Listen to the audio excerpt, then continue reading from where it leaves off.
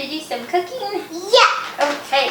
Yeah. We're gonna make some crackers today, huh? Yeah.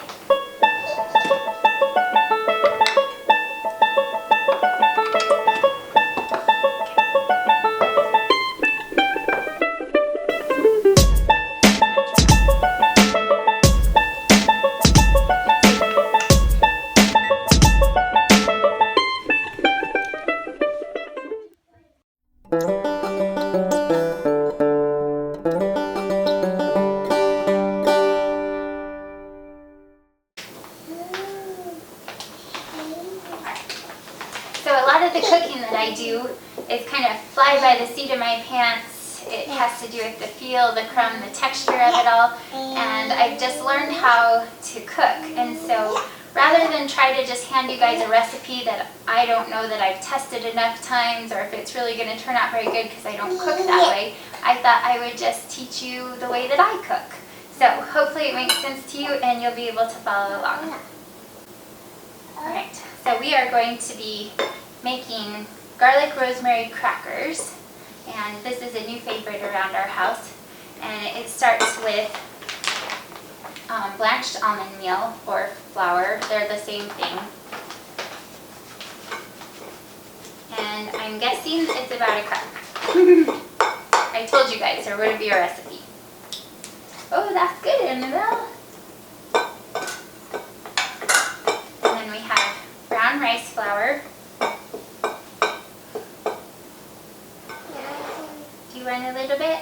Yeah. Okay, there you go. So not quite as much of the brown rice flour as we did of the almond meal. This is potato starch.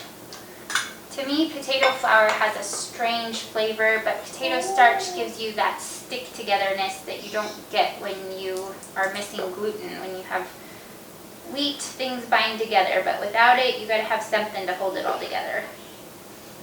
And it's about the same amount of potato starch as you have the brown rice flour.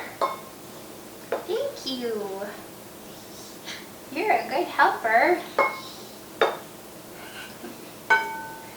So get your hands in there and get those all mixed together, and I'll show you what consistency and texture you're looking for so that you'll know it's going to bake up right. So one thing that I do when I am mixing these kind of flours and trying to decide what flours I'm going to put in, because once you get away from wheat flour, you have a million different choices.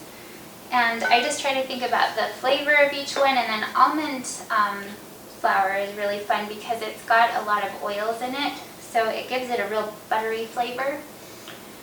The brown rice flour is going to give you some of that kind of a whole grain taste. And so I try to think about all those things as I'm putting it in. The potato starch is going to hold it together, and it'll be a little bit of a filler as well without it getting real dense and heavy.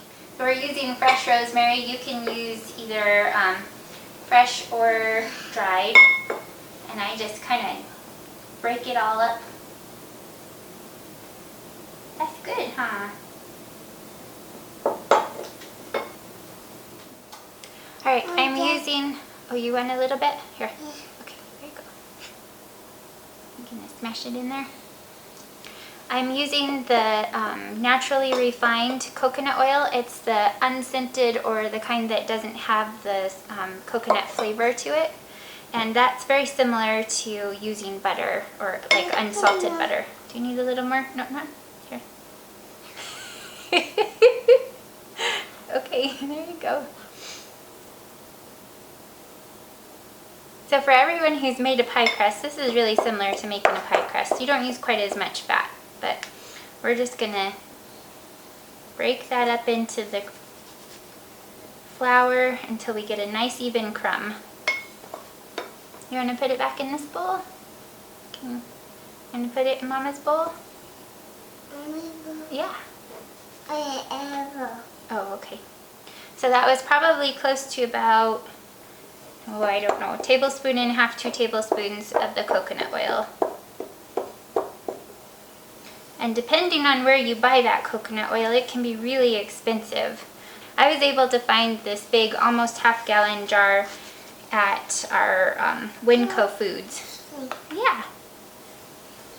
I know that it's at other stores too, so check around for it, because at the health food store that bottle might cost you $50, but I got it for $14. So now that we've got the coconut oil mixed in, you can see it's sticking together a little better. Thank you.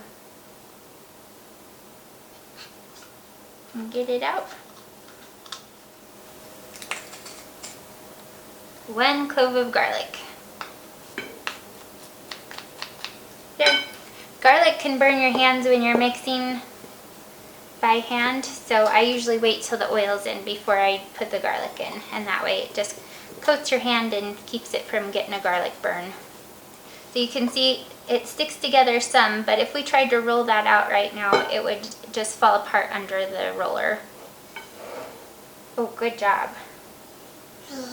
So if you've made a pie crust before, you'll know you add a little bit of water and that'll hold together, and this is pretty much the same concept.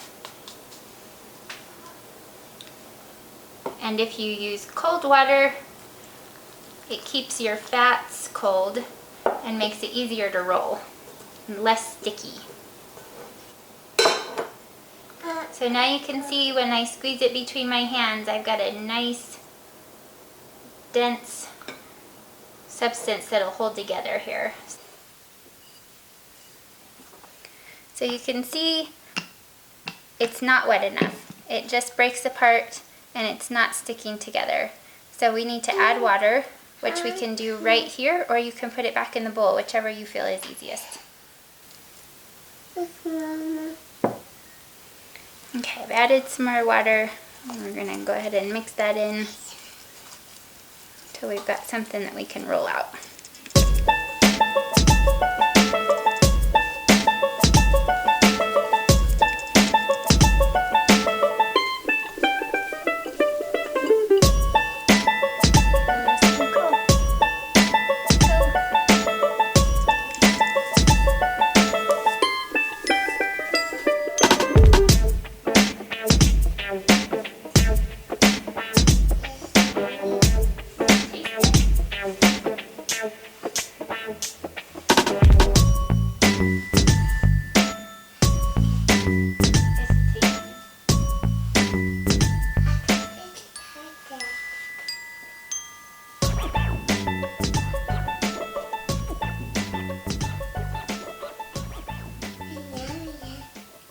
Okay, so we've got it all mixed up, and now we're going to dump it out and roll it out, and then it'll go into the oven until it's nice and crisp.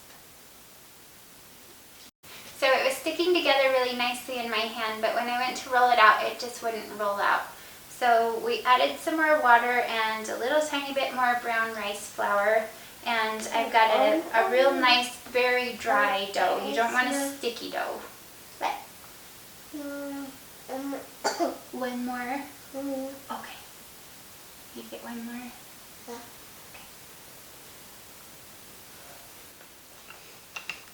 So you can see it's still a nice dry dough, but it's not so dry that it won't stick together. That's what you're looking for. And we're going to roll it out to probably 1/8 of an inch, maybe a little less.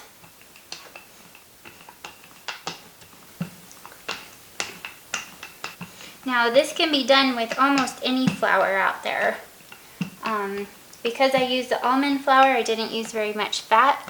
So if you're using really dry flours, you probably want to up your fat a little bit. I like to use coconut oil because it's a healthy oil, but it also kind of mimics butter, so it's real easy to work with. Now the thinner you roll it, the crispier the cracker. When the Fresh Princess was here, she brought me this gorgeous sea salt, and I'm just going to sprinkle it all over the top and roll it in, and it gives it the most wonderful little salty crunch to our crackers. Now because the dough is really dry, I just roll that right in there, and that way it doesn't fall off your cracker. Here's a quick tip for being able to cut it into squares.